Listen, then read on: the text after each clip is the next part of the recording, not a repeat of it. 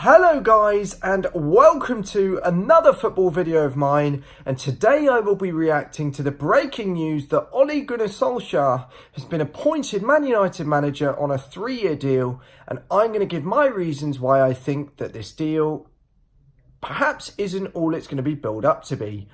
Ole Gunnar Solskjaer, first I want to congratulate him. He's done a great job. And in his 19 games, he has won 14, drawn 2 and lost 3. And he's only lost once in the Premiership. He's got them through to the Champions League quarter-finals. But they have been knocked out of the FA Cup in spite of beating Arsenal and Chelsea away from home. And he has restored the form of players like Paul Pogba and Romelu Lukaku. And particularly, in my view, Marcus Rashford, who's been exceptional. However, I would attribute this rise in form not just to Solskjaer, but also to the positive effect these players have felt since Mourinho's sacking. The bump that they've now been liberated, and Solskjaer has given them a freedom to express themselves, which obviously is credit to Ole Gunnar Solskjaer. But I think they will have to be careful that when they do go on a slightly naff run of form, they will have a more difficult time, and it will test Ole's lack of experience. Has Ole got the mettle to obviously change tactics, change personnel, and win the big games? We'll see against Barcelona whether he has the weight to get a result over 2 legs against one of the best teams in Europe, whether he has it tactically. And I think in terms of the top 4 fight, we'll see how much bottle he has with his team selections as well. I think to his credit, the form of a lot of their players has gone incredibly well. I think he has instilled a positive atmosphere at the club, but Chelsea have been through this before with Roberto Di Matteo. He was a popular choice, an ex-player, idolised by a lot of the fans, but as soon as the club went on a bad run of form, we got rid of him. And I think once Solskjaer's had a pre-season and we see whether his tactics get figured out, it will be an indicator of whether he is a long-term fit for United.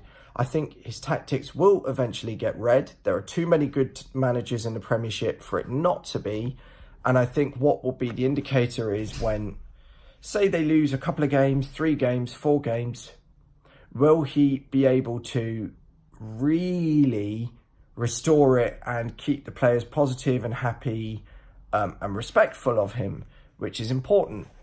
Man United as a whole have obviously not been consistently qualifying for Champions League over recent years. I mean, they've qualified over in the last 2, but their European pedigree since Ferguson's gone has not been as good as it normally is, and that's very important. And I think they've tipped Solskjaer as he's gone the furthest in Europe since that first season under David Moyes, which is good for them. He's given them a chance of getting back into the Champions League for a 3rd season, but eventually the goals will go up. Is he a manager of the weight to win the Premiership?